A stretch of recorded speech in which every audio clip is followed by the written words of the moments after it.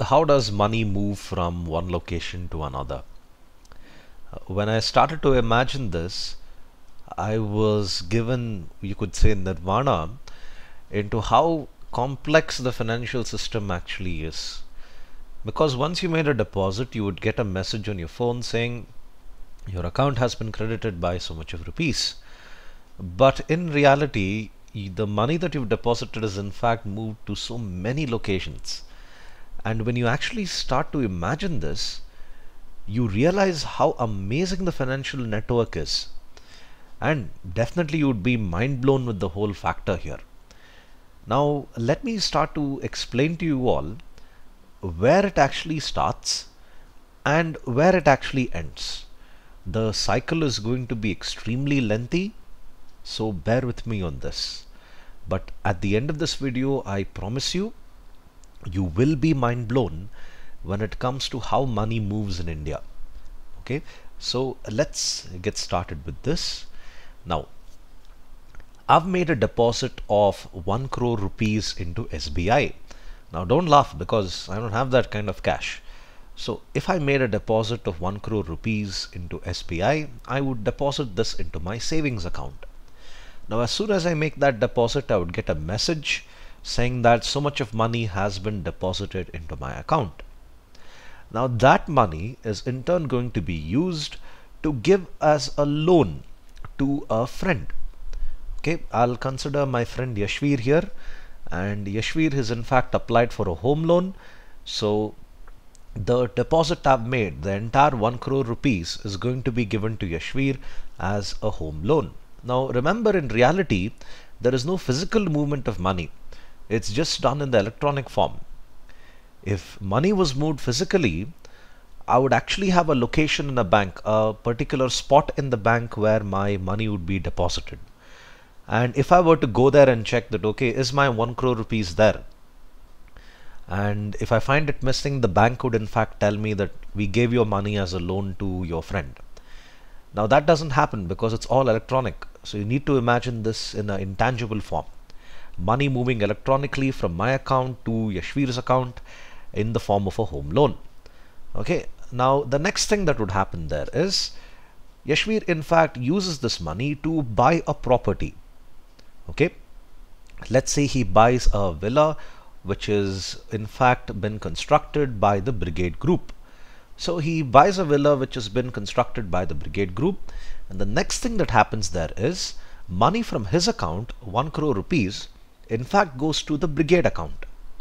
Or you could say that money from Yashvir's account is debited and Brigade Group account is in fact credited.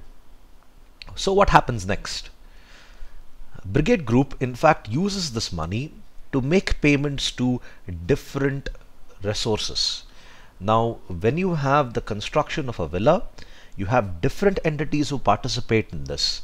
You have concrete mixers, you have sand mining companies, you have daily wage laborers, you have steel manufacturers, all of them who participate in this particular construction.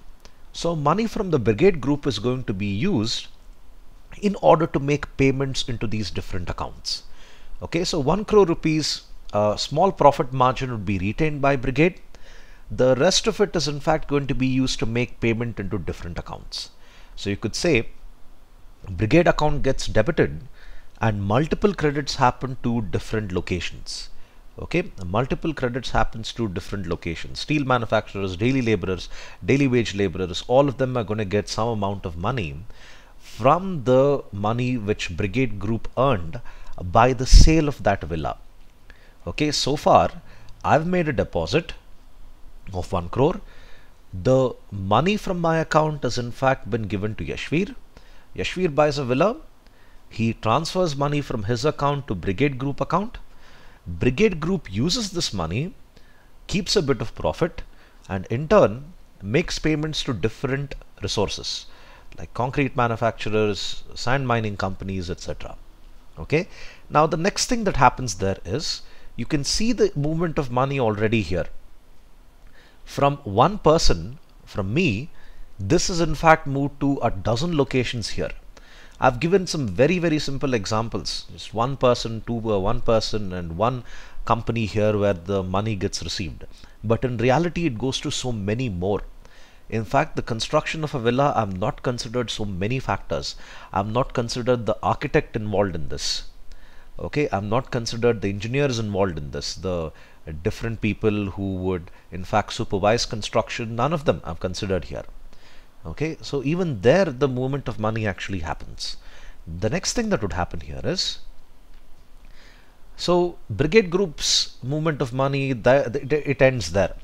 The next thing that happens is Yashvir has to repay this loan. So how does the movement of money happen when you have to repay this loan? Now, since my friend Yashvir works in a college, we will consider this point of view as an avenue to repay the home loan which he has taken. So now you have a lot of students in a college who are in fact paying the fees, the yearly fees. So where do they get the money from in order to repay this, in order to pay up these fees? Obviously from their parents. So where do the parents get their money from? Let's assume that all the parents in fact are working for some company or the other. Okay, the company earns revenue. Okay, they earn revenue from the sale of their services. We'll assume only service companies here. Now let's assume you have a company which is in fact selling software to different smaller companies abroad. Okay, let's assume you have TCS here. TCS manages to sell an application to a German company. Now what happens there is the German company will transfer money from their bank account. Let's consider Deutsche Bank. They will transfer money from Deutsche Bank to ICICI Bank in India. ICICI Bank in India will transfer money from their account. The bank itself will have its own account. So ICICI Bank will transfer money from Deutsche Bank to from money received from Deutsche Bank to TCS. TCS in turn uses this revenue to pay the salaries of their employees. So the next thing that happens there is TCS in fact debits their account and credits the employees in the form of salaries.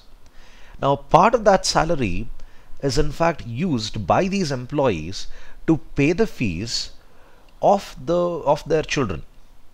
Now the salaries in fact a part of it is given to these students. The students in fact use this money to pay the fees in the college where they're studying. No, Yashvir doesn't work for a college as awesome as the picture that you see there. Sadly, he doesn't. So the student pay the fees, the college receives this income in the form of fees, and in turn they use the money received in the form of fees to pay the salary for Yashvir. So Yashvir in fact uses this money which gets credited into his bank account, and in turn uses that money to repay the home loan. Now obviously when he repays the home loan, he will repay it with interest. Okay, now a part of that interest payment which he makes for this home loan actually comes into my account as a form of interest on my deposit. If you notice, a home loan today might be at around at 15%, but a deposit which say on a savings account might be around say 4%. So the bank's profit here is around 11%. Okay, the bank's profit here is around 11%. This is in fact how money moves. I've given a very simple example here. I hope you found the video informative. If you have any queries, do leave them in the comment section below and I'll get back to you. Thank you for your time. Have a nice day and do subscribe to my videos. Bye.